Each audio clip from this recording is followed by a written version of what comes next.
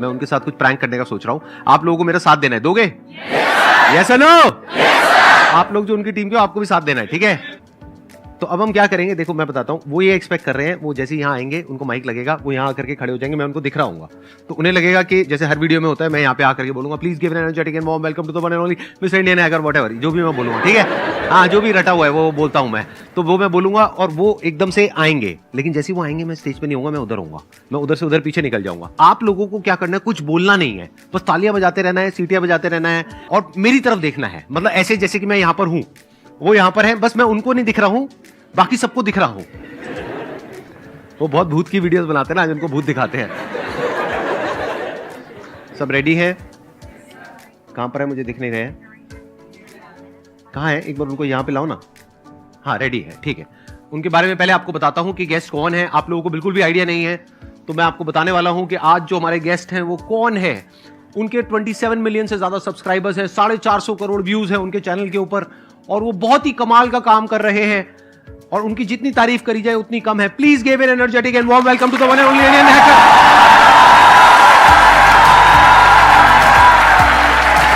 अरे सर कहां गए?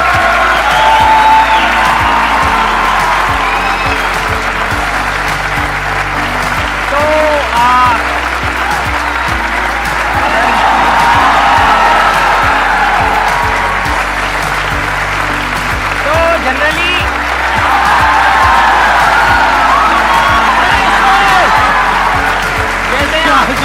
बढ़िया। मैं आपको दिख नहीं रहा था यहाँ पर, यही तो था मैं, बाकी सबको दिख रहा था, नहीं दिख रहा था। यस और नो? तो सबसे पहले आप सब लोगों से मैं एक चीज कहना चाहूंगा, सपने देखने चाहिए क्योंकि देखने से पूरे होते हैं। आज मेरा हुआ है यहाँ पर। Thank you so much sir, excellent, मुझे यहाँ पर बुलाने के लिए। Most welcome. और मैं जनरली हमारी जो ऑडियंस है उन्हें टाइटेनियम आर्मी को कह के बुलाता हूँ। टाइटेनियम मतलब जोश, और जोश भाई साहब आप जोश तो लोगों में नेक्स्ट लेवल है, नेक्स्ट लेवल है। सही Right. सही में सर। हाँ, हाँ। मतलब वास्तव में टाइटेनियम आर्मी। मजा आया? बहुत सर, अभी तो शुरुआत है। आओ जी, बैठिए, प्लीज हैव अ सीट, बैठिए। आपको पता लगा है कि अभी अभी आपके साथ में एक प्रैंक हुआ है? नहीं अभी तो नहीं। हाँ लगा ना। अच्छा वो प्रैंक था। वो प्रैंक मैंने ही तो सोचा था। मैंने सही में नहीं देखा आपको यहाँ पे। क्योंकि आप घोस्ट से रिलेटेड वीडियोस बहुत बनाते हो ना, भूत प्रेत से रिलेटेड, तो मैंने कहा आज आपको भूत दिखाते हैं लाइव यहाँ पर। क्योंकि आपने मेरी वीडियोस में देखा होगा कि मैं नॉर्मली यहाँ पे होता हूँ, हाथ हाँ मिलाता वही हूँ, चीज मैंने कहा तो भैया आप सोच कहाँ रहे गए, हो। मैं देख नहीं पा रहा हूँ। आना यही था या कहीं और जाना था? तो सर एक चीज मैं पर्सनली आपसे कहना चाहूंगा प्लीज बोलिए ना। कि आपने आज तक न जाने कितने लोगों की लाइफ बना दी है, आपको भी नहीं पता। उनमें से एक मैं भी हूँ। तो thank you so much sir. आजकल जितने भी आपने एक्सपेरिमेंट्स करे हैं, जो भी कुछ किया है, उसमें से कोई ऐसा इंसिडेंट जो आपको लगता है कि हाँ यार ये बड़ा खतरनाक एक चलिए पॉइंट आ मैं गया आपको था? छोटी सी स्टोरी सुनाता हूँ प्लीज अपनी। बताइए ना। मैं साइंस का स्टूडेंट हूँ, तो 12th के अंदर टीचर्स वगैरह बोलती थी, बोले ये होता है, ये रिएक्शंस होती है, ऐसे सारी चीजें काम करती है। बोले कि सोडियम को पानी में नहीं डालना चाहिए, व्हाइट फास्फोरस को पानी से बाहर नहीं निकालना चाहिए। मेरे समझ नहीं आता था। मैं गया एक दिन लैब के अंदर, सोडियम निकाला, पानी में नहीं डालना, डाल दिया पानी और बूम! मैंने कहा यार मजा आ गया। अच्छा। मैंने कहा व्हाइट फास्फोरस को बाहर नहीं निकालना चाहिए, बाहर निकाला, आग लगी लैब में। मैंने कहा मजा तो आ गया लेकिन सजा भी है। हाँ। तो ऐसे ही क्या, मुझे हाथ लग गई लिक्विड नाइट्रोजन अपने काम पे, जहाँ पे मैं काम करता था, तो वहां पे मुझे लिक्विड नाइट्रोजन मिल गई गलती से। बोले इसको ग्राउंड पे नहीं फैलाना चाहिए। फैला दी। बादल बन गए।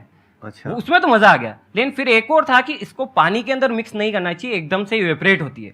मैंने बोतल ली, थोड़ा सा पानी खाली किया, उसमें डाल दी लिक्विड नाइट्रोजन। जैसे ही बोतल को फ्लिप की, बोतल रॉकेट, मजा आ गया। लेकिन एक्साइटमेंट भी बढ़ गई। इस बार मैंने थोड़ी सी लिक्विड नाइट्रोजन ज्यादा डाल दी और जैसे ही फ्लिप किया वो हाथ में फट गई। फिर मेरे को समझ में आया नहीं यार, सेफ्टी भी जरूरी है। हाँ। थोड़ा चीजों के बारे में पहले पढ़ लेना चाहिए, फिर करनी चाहिए। Right. तो अब हम जो एक्सपेरिमेंट्स करते हैं, पहले हम रिसर्च करते हैं क्या क्या रिस्क हो सकती है, और फिर वो रिस्क हम दे देते हैं कैमरों को।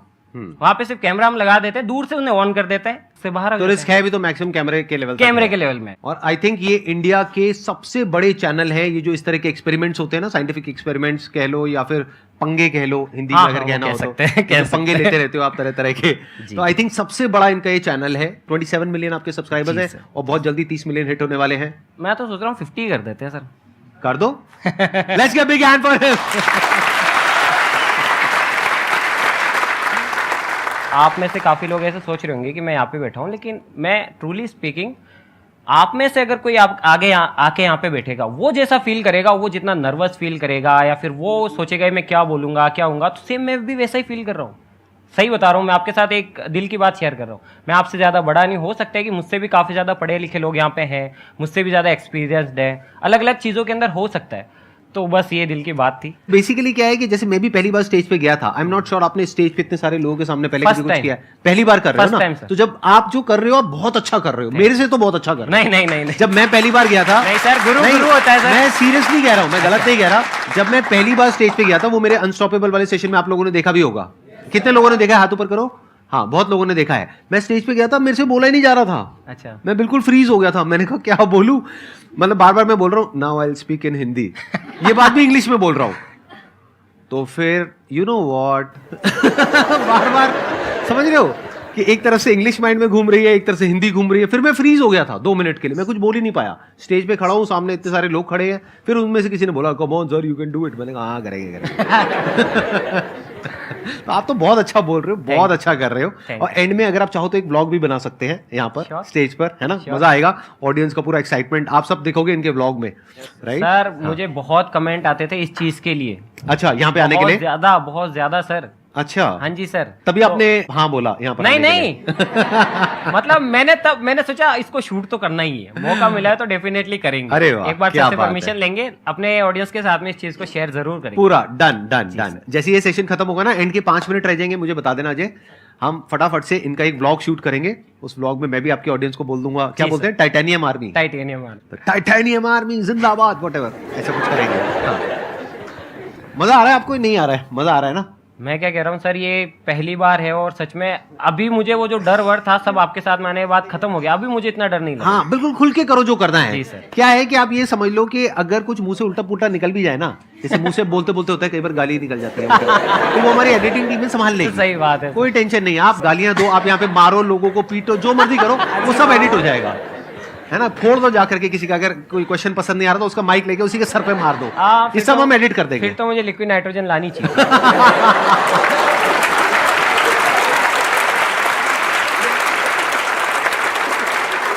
आप लोगों के मन में मुझे पता है बहुत तरह तरह के क्वेश्चंस होंगे जो आप इनसे पूछना चाहते हैं। तो जो भी क्वेश्चंस आप लोगों के माइंड में आ रहे हैं, आप हाथ ऊपर करेंगे और फिर उसके बाद में आपको कहेंगे पूछने के लिए, आप पूछेंगे। उसके बाद में हम एक वोटिंग करेंगे। वोटिंग में अगर सब चाहते होंगे कि उस क्वेश्चन का आंसर दिया जाए, तो सब लोग अपने हाथ ऊपर करेंगे। First of all thank you Sandeep sir, I still can't believe कि आप मेरे सामने हो। सर दिलराज सर, मेरा आपसे एक क्वेश्चन था। हाँ जी। जैसे जैसे क्रेजी XYZ है, एक्सपेरिमेंट टीवी है, वो भी इस फील्ड में आने लगे हैं, तो आप उन्हें एज अ कॉम्पिटिटर कैसे देखते हो सर? रेस में अकेले भागने में मजा नहीं आता। आप अगर भागोगे, अकेले भागो, कोई तालियां भी नहीं बजाएगा कि यार कि ये जीता है, बोले किसके साथ में जीता है ही नहीं कोई। कंपटीशन तो बहुत ज़रूरी है। कंपटीशन होता है ना, तभी आप नई नई चीज़ें ट्राई करने के लिए वो होते हो। अगर कंपटीशन नहीं है ना, तो आप जितना उतने में खुश रहने की कोशिश करो, बोले हाँ यार चल रहा है, सब्सक्राइबर है, कोई है ही नहीं, मेरे ही हैं सब्सक्राइबर। अभी कंपटीशन है तो वो एक हेल्दी कंपटीशन है, उसे उल्टा अच्छे वे में मैं लेता हूँ कि यार वो अच्छा कर रहे हैं, बहुत बढ़िया बात है। देखिए, रेस में आगे निकलने के 2 तरीके होते हैं। अपने साथ वाले के लंगड़ी फंसा दो, वो गिर गया, आप जीत गए, या फिर उससे तेज भागो। तो मैं तेज भागने में बिलीव करता हूँ। कंपटीशन की कोई परवाह नहीं, उनसे अच्छा करने की कोशिश करेंगे, वो भी अच्छा कर रहे हैं दिल से, सभी को मैं सपोर्ट करता हूँ, सबसे मेरी बात होती है। और मैं जितना उनको बता सकता हूँ, जितना उनको सिखा सकता हूँ, वो मुझसे काफ़ी चीज़ें पूछते हैं, मैं उनको दिल खोल के बताता हूँ। ज्ञान बांटने से बढ़ता है और मैं छोटा नहीं होता। Collaboration is better than competition any day as far as YouTube is concerned. अलग अलग फील्ड के अलग अलग रूल्स होते हैं, बट इस फील्ड में तो जितना आप कोलैबोरेट करोगे उतना तेजी से आगे बढ़ोगे, उतना तेजी से ग्रो करोगे। जैसे सौरभ भाई का व्लॉगिंग का चैनल है, यस सर, हमारा अलग है, लेकिन जब हम उनसे मिले तो उनकी ऑडियंस ने हमें देखा और हमारी ऑडियंस ने भी उन्हें देखा, वो सब एक हो गए। तो उनके जैसे क्रेजी XYZ भाई से हम मिले, अमित भाई से, तो कुछ हेटर्स जो थे वो जो हमें पसंद करते थे या फिर उन्हें पसंद करते थे, हमें हेट करते थे, वो सब इक्वल हो गए। बोले यार ये तो भाई है, तो ऑल ओवर फायदा हम दोनों को हुआ। अच्छा, आप अपनी अर्निंग के बारे में कुछ शेयर करना चाहेंगे, क्योंकि उसमें सबसे ज्यादा इंटरेस्ट होता है सबका। अर्निंग तो बहुत है, लेकिन हम है ना अर्निंग का आधे से ज़्यादा हिस्सा अपनी वीडियोस में उड़ा देते हैं, क्योंकि वो एक फन पार्ट है, हमें भी उस चीज़ में मज़ा आता है। हमारी वीडियोस बहुत ज़्यादा एक्सपेंसिव होती है, क्योंकि ट्रैवल जब अपन करते हैं तो इतना खर्चा नहीं आता, लेकिन जब आप चीज़ें तोड़ते हैं, मान लीजिए कि आपने कोई कार है, उसके साथ में कुछ एक्सपेरिमेंट किया, उसे खुद से उसको चलाना है, तो अगर वो मान लीजिए कि कैमरा लगा दिया अपन ने, रिकॉर्डिंग ऑन करना भूल गए, तो वो कार यूं ही गई। साथ ही साथ अगर वो सही से काम नहीं किया तो भी वो पैसा यूं ही गया, तो खर्चा बहुत ज़्यादा होता है। लेकिन ये है कि अगर हम 1 लाख खर्च करते हैं तो कोशिश करते हैं उससे 1.5 लाख तो हम अर्न कर ही ले। और ये यूट्यूब सर आपको तो पता ही है, बाकी ये ऐसा प्लेटफॉर्म है कि यहाँ पे फ्लक्चुएशंस चलते रहते हैं। अगर आप डेली काम कर रहे हैं, आपकी वीडियोस पे व्यूज़ आ रहे हैं तो अर्निंग वैसी होगी, अगर नहीं आ रहे हैं तो अर्निंग भी ड्रॉप हो जाती है। आप कितनी वीडियोस अपलोड करते हो एक हफ्ते में?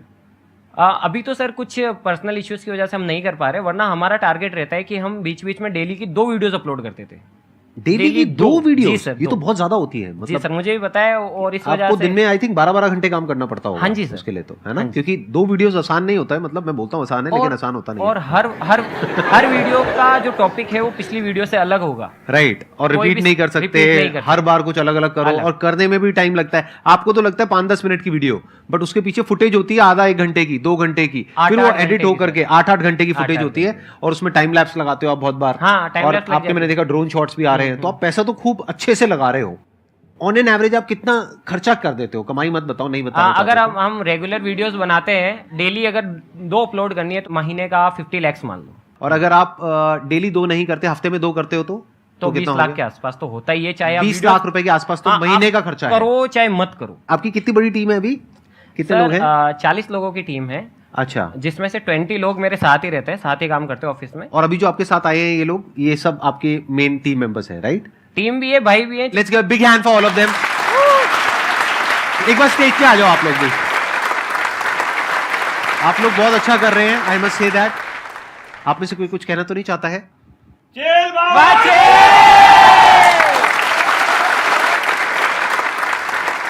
ये मैं समझा नहीं, मेरे को थोड़ा बताएंगे इसके बारे में, क्या बोल दिया आपने? 3 इडियट मूवी में बोलते हैं ऑल इज वेल, हाँ। तो हमारा है chill Baba chill, not chill Baba chill. हाँ। अच्छा, ठीक है। सर मेरा ये कहना है कि जैसे अभी 11-12 हम लोग का मेन होता है, घर वाले का कहना होता है कि 11-12 मेन है, कोई नीट लेते हैं, कोई मैथ्स लेते हैं, तो उसमें जो होता है ना सर, अक्सर हर जगह सर ये बताया टाइम मैनेजमेंट बहुत अच्छा, तो इतने ये करना, तो वो कैसे आप लोग करते हो टाइम मैनेजमेंट? आप भी बोले बहुत सारे वीडियो डालते हो, आप सप्ताह में डाल देते हो 2 हर दिन, तो वो कैसे? आप भी बहुत ट्रैवल करते हो सर यहाँ वहाँ, तो टाइम मैनेजमेंट कैसे करते हो? आपको कैसे पता कि मैं ट्रैवल करता हूँ? देखता हूँ वीडियो आपका, देखा हूँ सर बहुत सारे। मेरी कौन सी वीडियो में मैं ट्रैवल करता हूँ? ट्रैवल मतलब जाते हो ना हर जगह? मैं तो यहाँ आता हूँ, यहाँ से चला जाता हूँ। नहीं तो मतलब होता है ना, टाइमिंग मैनेजमेंट कैसे करते हो? अच्छा ठीक है, आई गॉट इट। कितने चाहते हैं इस क्वेश्चन का आंसर दिया जाए? टाइम मैनेजमेंट बताइए, आप कुछ कहना चाहेंगे? देखिए, अगर आपका काम बड़ा है, अगर आपके पास अच्छी टीम है, टाइम मैनेजमेंट का आधा इशू तो वहीं सॉल्व हो जाता है। आप जो खुद नहीं कर सकते वो काम उनसे करवाओ जो उस काम में माहिर है। देखिए, एडिटिंग मुझे भी आती है अपनी वीडियोस की, अगर मैं सारी वीडियोस एडिट करूंगा तो मेरा टाइम ज़्यादा जाएगा, तो मैं उससे अच्छा उससे भी करवाऊंगा जिसको एडिटिंग आती है, जो एडिटिंग करने के लिए ही सीखी है, जिसके लिए बनाया, तो मैं आधा काम तो उससे करवा लूँगा।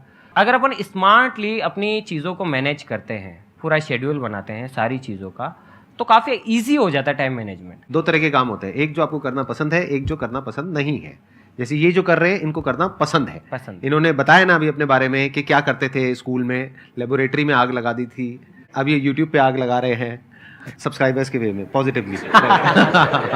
तो बेसिकली क्या होता है, 2 तरह के काम होते हैं, एक जो आपको करना पसंद है, एक जो करना पसंद नहीं है। जब करना पसंद होता है कोई काम आपको करना, तो वहां टाइम मैनेजमेंट की कभी प्रॉब्लम नहीं आती है। वहां उल्टी प्रॉब्लम आती है कि मैं अपने आप को रोकूं कैसे, क्योंकि रुकने का मन ही नहीं करता है।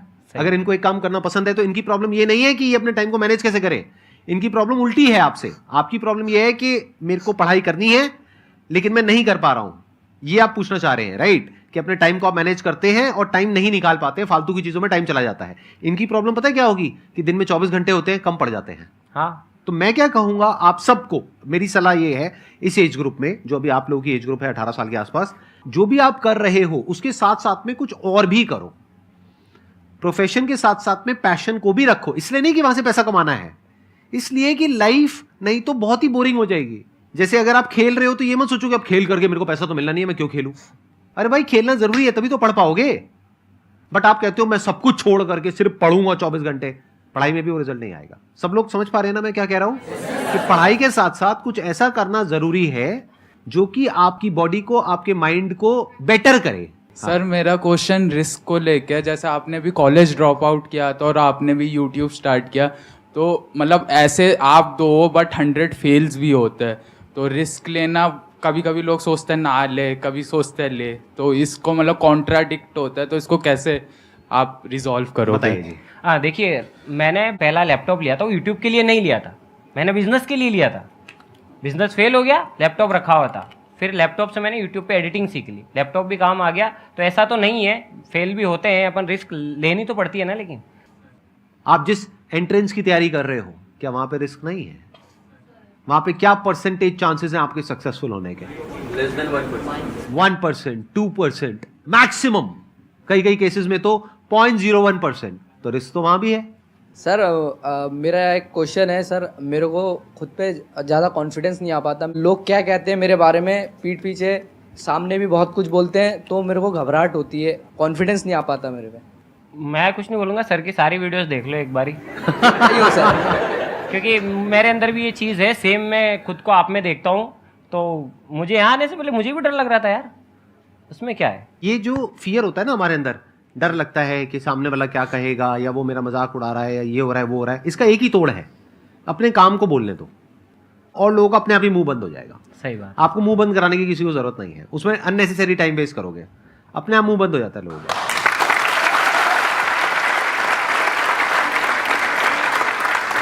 Thank you so much for coming, and thank you all for coming here and taking out your time. It means a lot to me. Thank you so much.